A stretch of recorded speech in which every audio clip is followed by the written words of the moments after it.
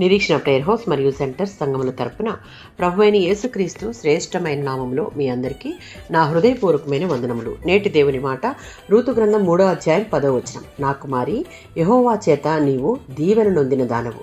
Ruth తన అత్తయ్య అయిన నయోమితో కలిసి మోయాబు దేశం నుండి బెత్లెహేమునకు వచ్చింది. తన భర్త మరణించిన తర్వాత కూడా రూతు నయోమిని విడిచిపెట్టకుండా విశ్వాసంతో ఆమెతోనే ఉండిపోయింది. ఆ కాలపు ధర్మశాస్త్రం ప్రకారం సమీప బంధువు కుటుంబ వారసత్వాన్ని కాపాడుటకు విధవరాలిని వివాహం చేసుకునవచ్చు. నయోమి సూచన ప్రకారం రూతు బోయజు దగ్గరికి వెళ్లి తనను విమోచకునిగా స్వీకరించమని వినయంగా అభ్యర్థించింది. అప్పుడు బోయజు రూతు యొక్క పవిత్రమైన స్వభావాన్ని, కుటుంబం పట్ల ఆమెకున్న నిబద్ధతను ప్రశంసిస్తూ, నువ్వు యెహోవా చేత దీవెన నొందిన దానవు అన్నటువంటి సందర్భంలోనిది ఈ వచనం.